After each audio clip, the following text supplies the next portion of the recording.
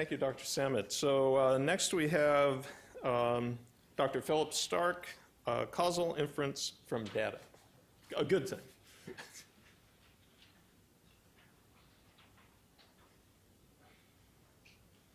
Thanks so much for having me here. I'm actually not sure at all why I am here.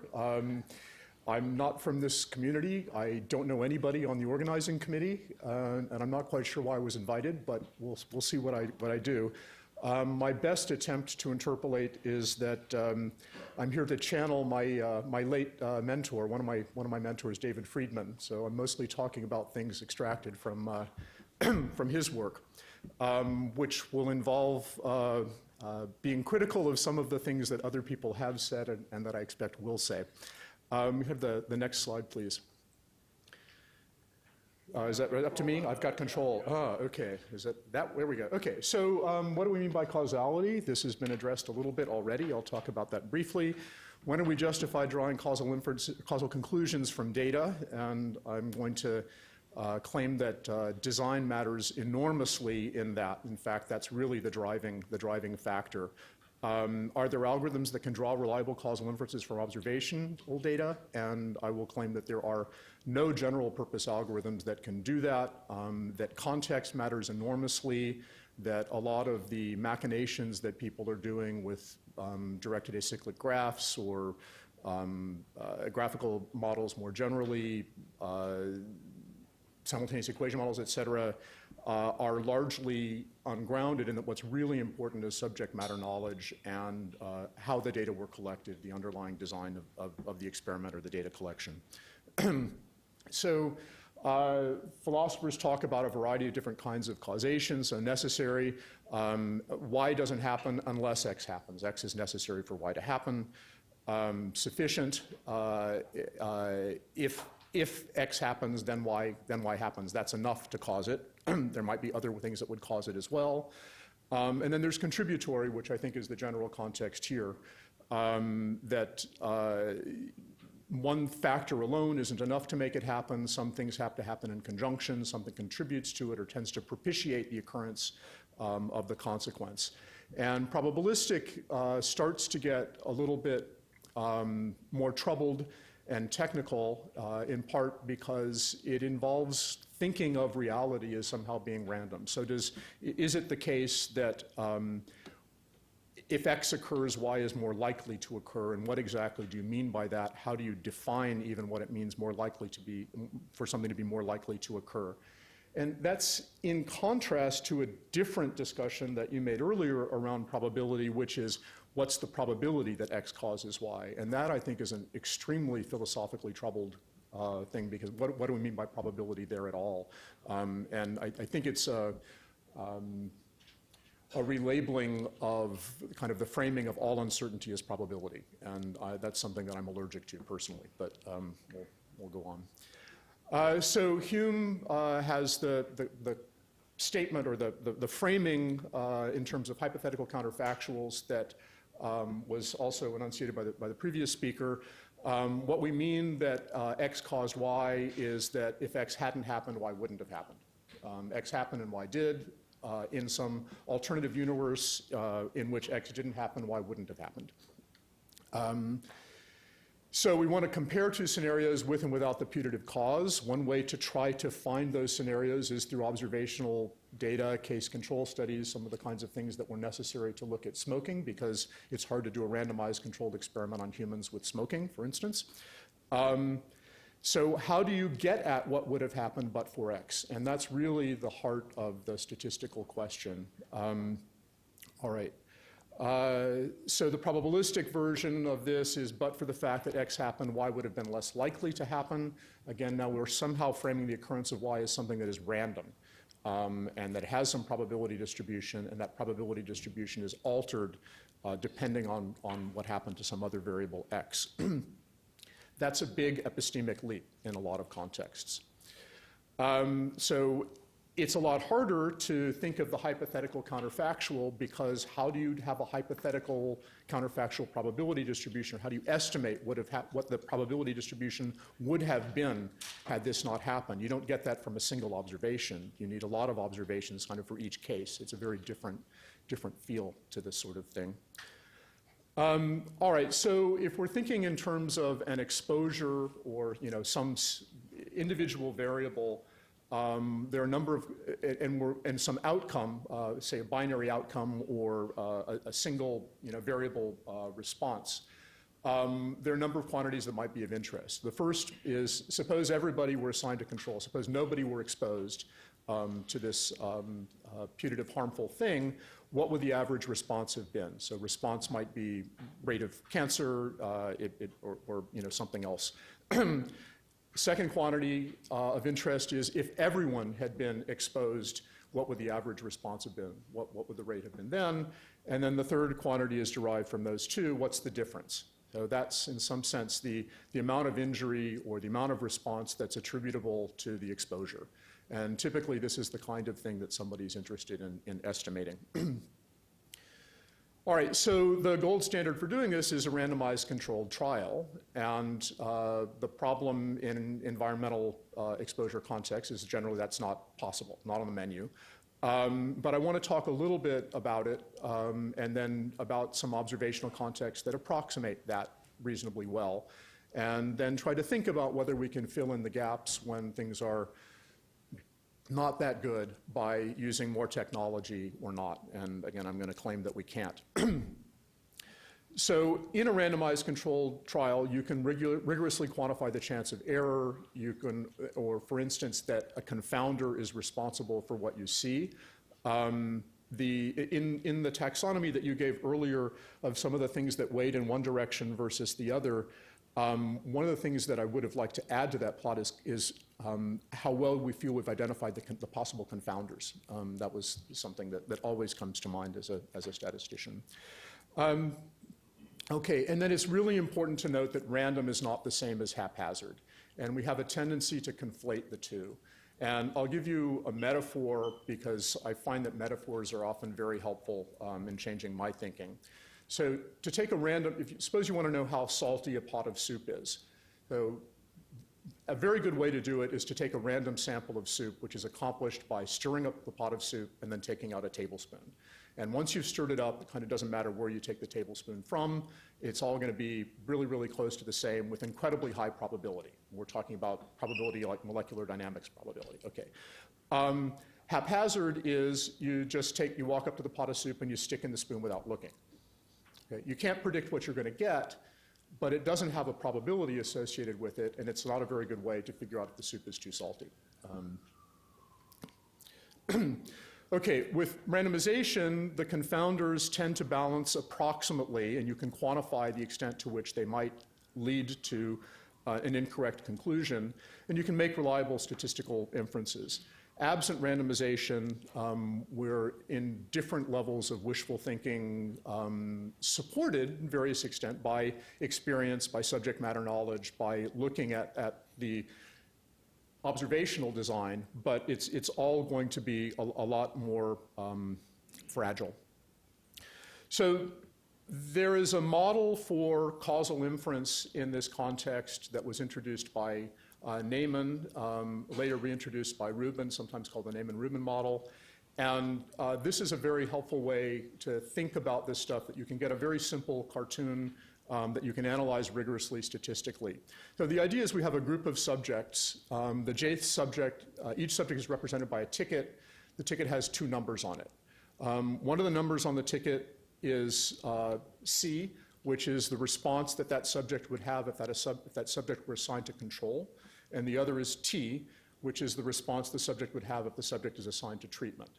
Now, this can be generalized to talk about a subject is represented by a ticket with two probability distributions, a probability distribution of what the subject's response would be if assigned to the treatment group, and the probability distribution if the person were exposed to control versus treatment. Okay, so when you assign the subject to treatment or to control, that reveals exactly one of those responses. Or in the other model where we're talking about probability distributions, that reveals a realization of one or the other of those two random variables. It reveals a draw from one of the two probability distributions. The key in some of this is that the numbers on the tickets are fixed before the assignment to treatment or control. Alternatively, in the probabilistic version, the realization is independent. You think of the random variables that represent the response are independent of the variable that assigns you to treatment or to control, and in essence are drawn before the assignment to treatment or control.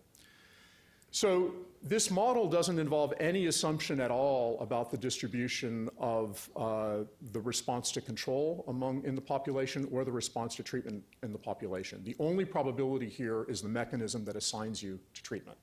There's no probability distribution or population assumptions about what the response will be in either arm. And in particular, there's no assumption that the treatment effect is the same for everybody or is additive or anything like that. It's not like smoking X years increases your chance of cancer by X, Y%, or something like that for everybody, no matter who you are. There's nothing like that going on. What is implicit in this model is a non-interference assumption, and this is really key, and it's something that holds in some contexts reasonably and not in others. Now, the idea here is that whether what my outcome is depends only on what treatment I get and not on what treatment you get. So that might be a reasonable model if we're talking about me smoking and you smoking and we don't live together.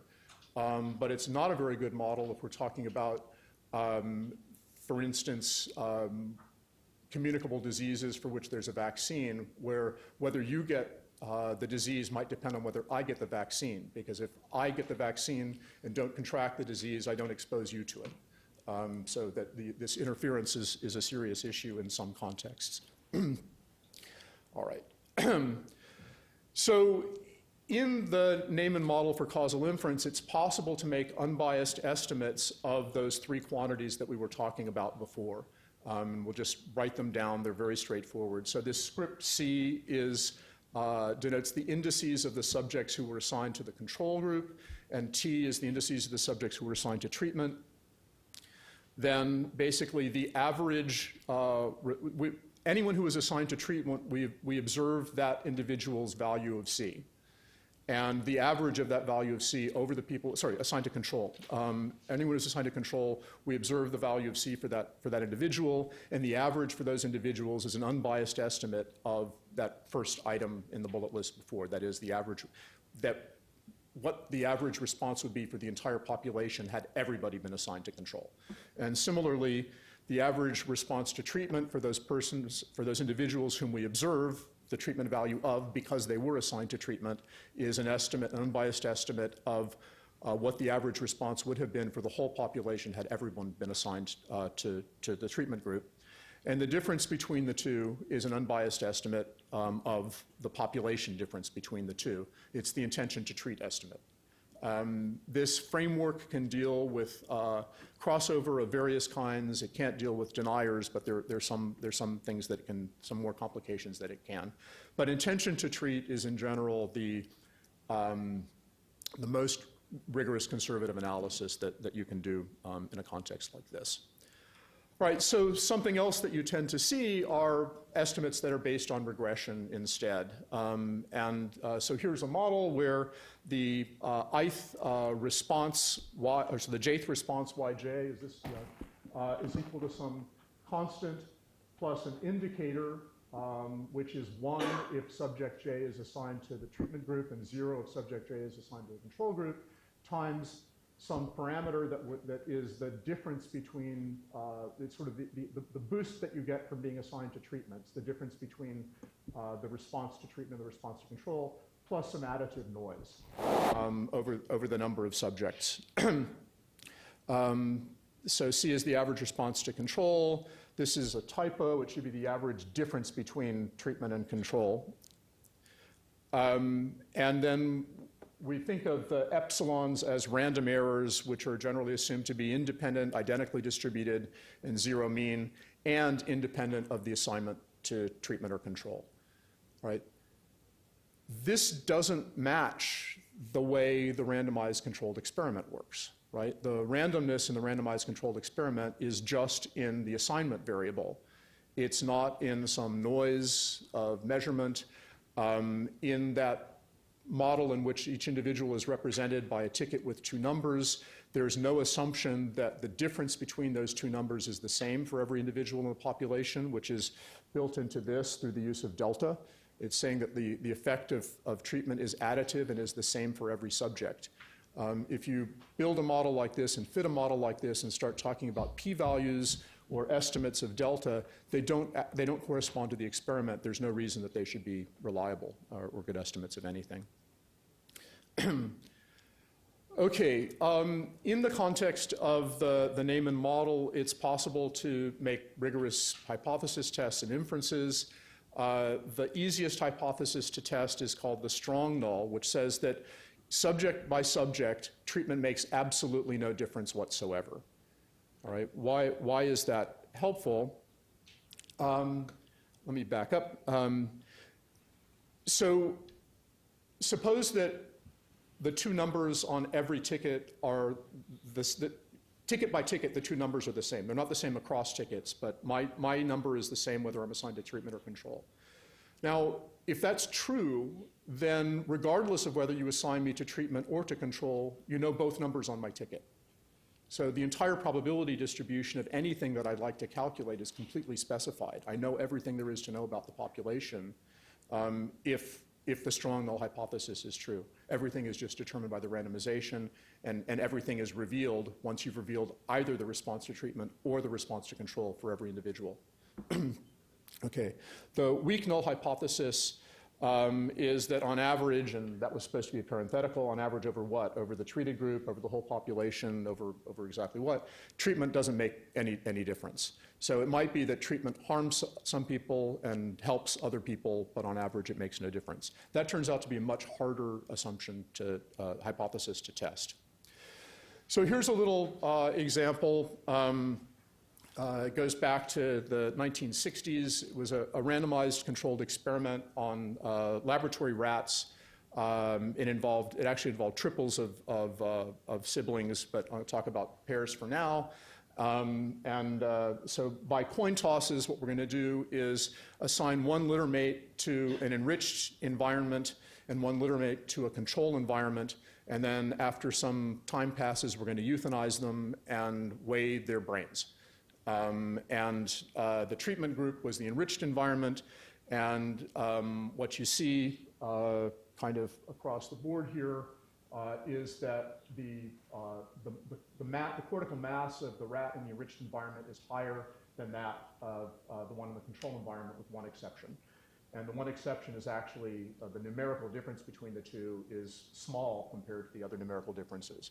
So this looks like pretty strong evidence that the enriched environment leads to higher cortical masses for the rats. So how are we going to analyze these data? What is a reasonable stochastic model for what's going on? How do we get a p-value or an estimate or something like that out of this? So null hypothesis going in was that treatment has no effect. The alternative was that enriching the environment increases cortical mass. So we'd probably want to do a one-sided test that would be sensitive to an increase. We're not expecting a decrease. So what might you do? Well, if you took an elementary statistics class, it might occur to you to do a two-sample student t-test. So you would take the difference between the mean for the treatment group, the mean for the control group, and divide that by some pooled estimate of the standard deviation for the difference in means. Okay. If you really paid attention in the stat class, you might think about doing a one-sample t-test on the differences, because the whole point of using litter mates was this pairing to try to control for genetic variability. And so you might look at the mean of the differences divided by the standard deviation of the differences and over whatever the normalizing factor is for student t. So this is a better idea because the litter mates are supposed to be more homogeneous, but it has very little connection to the actual experiment that was done. And you're now making strong distributional assumptions about cortical masses and other things. So a much better way to do this is to do it in a way that honors the experimental design using something like a permutation test. So we could use the same statistic, that is, the mean of the differences divided by the standard deviation of the differences, perhaps normalized. But the way we find the way we figure out whether the value of that statistic is surprising or not isn't by reference to students' t-distribution, because nothing is going on here that connects it to students' t-distribution. Instead, we could figure out the distribution of that statistic based on the actual randomization that occurred. So what the actual randomization that occurred, if the strong null hypothesis is true, oh gosh, I'm having formatting errors in this. 211 should be 2 to the 11th. So if the treatment has no effect whatsoever, then it doesn't matter which of the two siblings was assigned to treatment and which was assigned to control. They're going to have the same cortical masses either way. And all that changes is the sign of the difference. The values would be the same, the difference would be the same, but the sign would be different depending on which rat was in treatment and which was in control. And so we'd have 2 to the 11th different possible data sets that could have arisen from this experiment, corresponding to just flipping the signs of these things.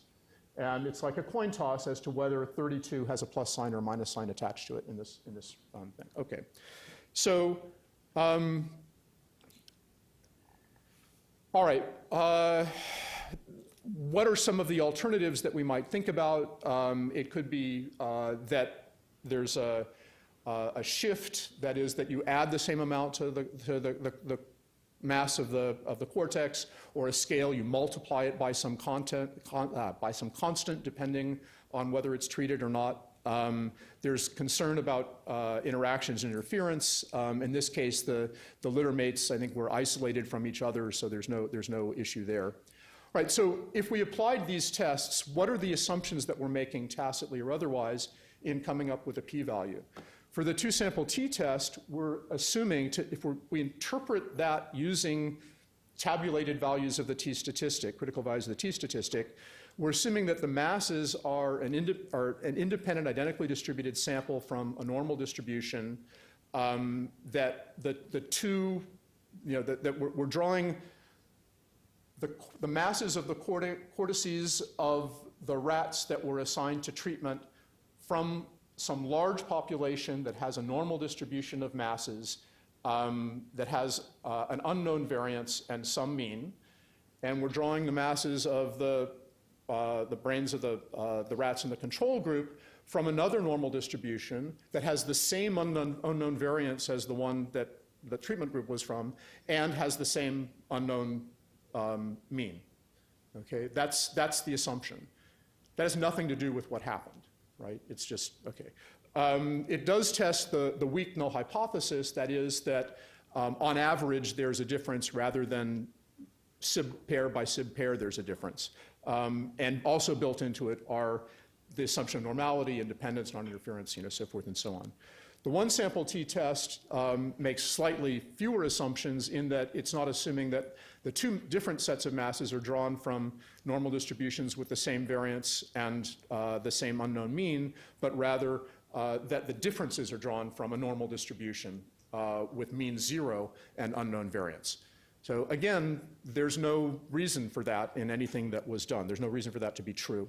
In contrast, in the permutation test, really, it's the assumptions, the probabilistic assumption of the test is true by fiat. It's true because a coin toss was used to decide which sibling got which treatment. It does still assume the non-interference, but other than that, it's really distribution-free in that sense. So if you do the calculations, the student t for the one-sided paired t-test gives you a p-value of 0.0044, which is quite strong evidence. But again, it's evidence that the null hypothesis is false, but the null hypothesis includes assumptions that we have no reason to believe are true in the first place and find kind of questionable, like normal distributions of cortical masses and sampling from some larger population. Okay, all right. The in contrast, if you use the same statistic, the t-statistic, but you calibrate it using the permutation distribution, you get a p-value of 0.0011. It's an even smaller p-value, so even stronger evidence against the null hypothesis, and it's evidence against a null hypothesis that's more relevant, right? It's one that actually, where the probabilistic aspect of it is coming from the design rather than coming from some assumption about distributions in populations. How am I on time? I'm all right? All right. How much? 15? Okay, I'm probably go ahead then. All right, so in fact, this experiment had triples, not pairs. It had an impoverished environment, a normal environment, an enriched environment, and you can think about analyzing the data in an analogous way where every one of the 3 factorial assignments of the littermates to one of the 3 treatments is equally likely.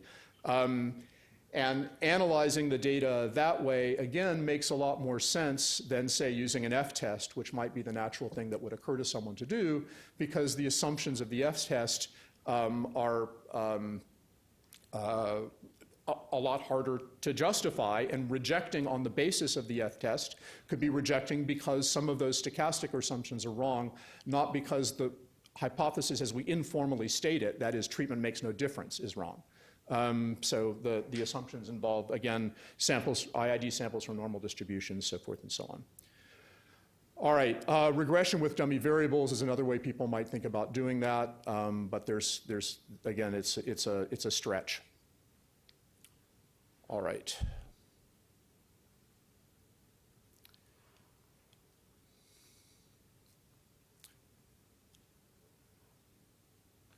These did not format that well. Okay, so we all know that association isn't causation, even if it's really, really strong association. Most of the techniques that try to extract causal relationships or draw causal inferences, especially from observational data, amount to still using association as a proxy for causation, perhaps with some additional structural assumptions about the underlying problem. So this brings us to a very important theorem. It's Friedman's rabbit hat theorem, which says to pull a rabbit out of a hat, at least one rabbit must first be placed in the hat. Okay. So I usually derive this from the rabbit axioms, which says for the number of rabbits in a closed system to increase, the system must contain at least 2 rabbits, and there's no such thing as a negative rabbit. So that lets you derive a corollary, which is you can't pull a rabbit out of a hat, out of an empty hat, even with a binding promise to return the rabbit later. So if you make assumptions and draw a causal inference on the basis of those assumptions, or draw a conclusion on the basis of those assumptions, and that your conclusion somehow passes the test of randomness or passes the test of causation, it doesn't justify what you did. You can't bootstrap yourself in that particular way. All right, so the methods that are generally used to try to draw causal inferences from observational data put the rabbit in the hat in some form or another in terms of assumptions that often aren't made terribly explicit or that are difficult to follow. So here's an incomplete listing of some of the methods that people use to draw conclusions from observational data: regression, path models, simultaneous equation models, directed acyclic graphs, tetrad, which Professor Schein's worked on.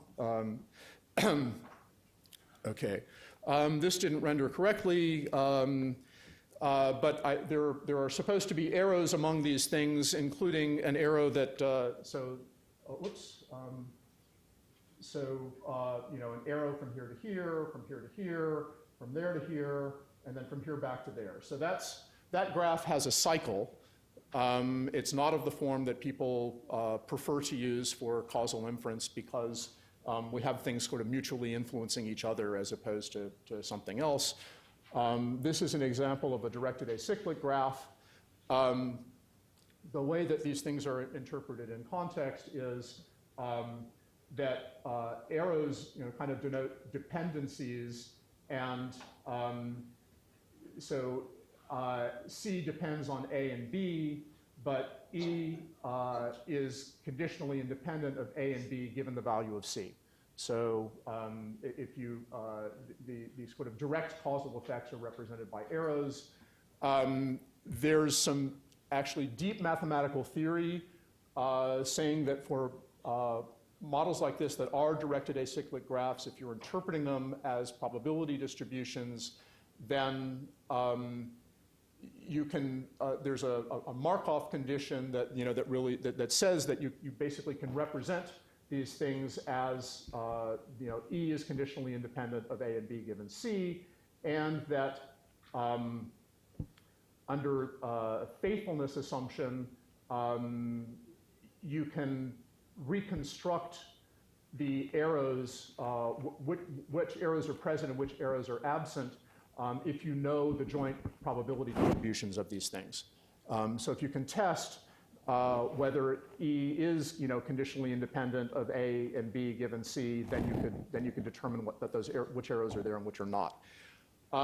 There's a difficulty in that assumption involves a number of things. So the probability distributions that needs to hold for all values of the parameters in the distribution, and it involves knowing the distribution exactly rather than estimating the distribution from data. You need to know that things are exactly conditionally independent of each other, have exactly no association in the Gaussian case. And that's essentially impossible to do from data. If you, in addition, add the assumption that arrows don't just represent dependence, they represent causality, then you can infer causality. But that's an assumption about how the world works. It's not something that comes from the data in any particular problem. So the subject matter knowledge is somehow inextricably linked here. You need to know that you've identified every potential confounder, everything that feeds into each of these things is on the menu.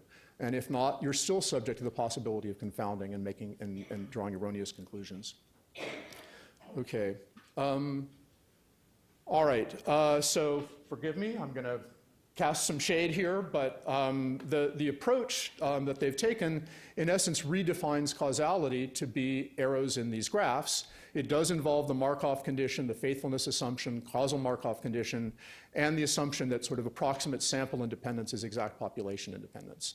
And that's a lot of assumptions. Okay. If you're trying to draw causal conclusions from regression, including all of its variants, logistic regression, et cetera, you have also comparably strong assumptions about how the world works in your particular problem for your particular data. In essence, you're assuming that the functional form of your regression model is a response schedule, that it describes it's not just a summary of the data that you've observed, it describes how nature generated the data in the first place. It involves stochastic assumptions about noises, about realizations of random variables.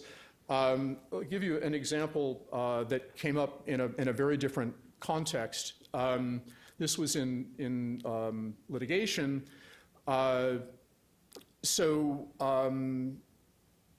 Actually, you know what? I'm going to skip that. Forgive me. All right. Other places where I see issues in the foundations of statistics coming into play in causal inference. One is we tend to conflate rates with probabilities. So anytime we see a rate, we tend to think of it as a probability or as the result of a probability. So to give an example, if I were to say that in the next year, one person in this room will die, what's the chance it's you? We're somehow invited to think that it's 1 over the number of people in this room. Whereas if I say that there's n people in the room, one of them is named Philip, what's the chance that it's you? You're not invited to say 1 over n. And somehow ignorance gets conflated with probability. If something is the result of random trials, it will lead to a rate. But the fact that you've observed a rate does not mean that it's the result of anything random. And that's something to just keep in mind. In things like logit and probit models, what does the probability even mean? Why is the thing generated by a random mechanism? Okay.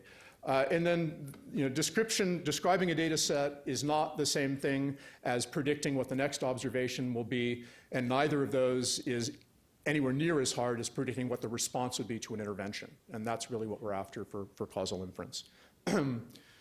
Okay, in a legal setting, people talk about general causation. Is A capable of causing B, or is A known to cause B under some circumstances? And then specific causation. I was exposed to A, and B happened to me. Is A the actual cause of B for me? Specifically, did it cause my injury? There's a standard that's used in court, and this seems to be connected to something that you spoke about. I think was it Mills or Hill was the looking at this population attributable risk. Is that I think it's related to this. So in the law, there's come to be a standard that says if the rate of illness or injury in the exposed group compared to the rate in the unexposed group is bigger by a factor of 2 or more, then you conclude that my particular exposure caused my particular injury. It turns out that even if you grant general causation, that A can in principle cause B, so forth and so on, the average probability that illness was caused by exposure, given illness and exposure, isn't necessarily the relative risk. It can be as small as the difference between the risks in the two groups. So if I have something that occurs at a rate of 3% in the exposed group and a rate of 1% in the unexposed group, it doesn't mean that more likely than not an individual in the exposed group who has the illness, that their illness was caused by the exposure. In fact, the probability that their illness was caused by the exposure could be as little as 2%, the difference between 3 and 1. Right? This is just the math. So it turns out that heuristic is kind of ill-founded.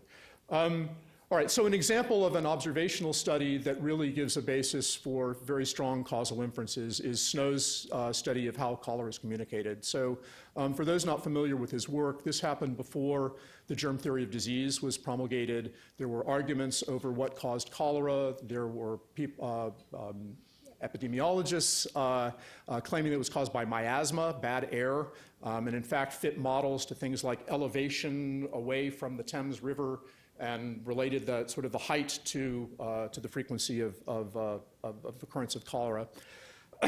So Snow identified the index case in a cholera outbreak that happened, I think, in 1848, and then which was a sailor arrived, slept in some bed. He got cholera. The next person to sleep in the bed also got cholera, and that was fairly compelling evidence. But what really kind of settled this, I think, was looking at what happened after 1854. He mapped the residences of victims. They concentrated near a particular public water pump. There were a few buildings in the area that were relatively unaffected. It turned out that their water suppliers were different. He showed that most of the victims in other parts of London had drunk from that particular pump. The water suppliers in different buildings, there was a time when water suppliers were competing for business, and it could be that one building was right next to another building that were supplied by different suppliers. So there was very good. It was a very good natural experiment where, first of all, it was blind. People didn't generally know who their water supplier was. Secondly, it was mixed across socioeconomic status, everything that you could possibly imagine. The things that were different among these households really was the water supply and very little else. Between the earlier cholera epidemics and the epidemic of 1853-54, one of the water suppliers actually moved its intake further upstream in the Thames River, so to a place where it didn't contain the sewage and other effluent from the city. So he imagined that on the basis of that, there should be a diminution in the rate of cholera, and it should be concentrated among those people who were supplied by that water supplier. And indeed, he mapped it out. I mean, this is an enormous amount of shoe leather expended in trying to figure out what's going on. And I'll take 3 of my remaining 5 minutes to read this. So this is from Snow. Although the above facts shown in the table above afford very strong evidence of the powerful influence which the drinking of water containing the sewage of a town exerts over the spread of cholera when that disease is present, yet the question does not end here, for the intermixing of the water supply of the Southwark and Vauxhall, I don't know how to pronounce these words, company and that of the Lambeth Company over an extensive part of London admitted the subject being sifted in such a way as to yield the most incontrovertible proof on one side or the other. In the sub-districts enumerated in the above table as being supplied by both companies, the mixing is of the most intimate kind. Pipes go down all the streets, into all the courts and alleys, et cetera. Few by one company, a few by another, according to the decision of the owner-occupant when the water companies were in competition. Rich and poor, large houses and small, no difference in condition or occupation of the persons receiving the water. So he's really worrying very hard about confounding, right? And really seeing that that what happened naturally was very, very close to a randomized experiment. Okay, so let's go to the table. 300,000 people of both sexes, every age and occupation, every rank and station, gentlefolks to the very poor, et cetera. Okay, so this is what he found. If you look at the deaths from cholera for the water supplier that had moved its intake upstream, the rate per 10,000 was far, far smaller than it was from the ones that were taking in the water from downstream. And this decrease for the rest of London was somehow in between a little bit. But this was very, very compelling evidence, especially when you compare it to what had happened in the previous epidemic when things were not spread. All right, so conclusion, observational studies, confounding is the rule, not the exception. Reliable causal inference requires good experimental design or an observational study that's tantamount to an experiment. You ought to analyze your experiments with methods that honor the actual design, not just throwing statistical technology at them. I'm arguing, but haven't shown, that sophisticated analyses can't compensate for bad design. I think it's better to think of algorithmic results as conjectures to be verified rather than as proof of anything. To pull a rabbit out of a hat, you have to put at least one rabbit in the hat first. And so the moral is guess but verify. So use whatever technology you want to generate your hypotheses, but when it comes time to test them, you need to worry a lot harder. So thanks a lot.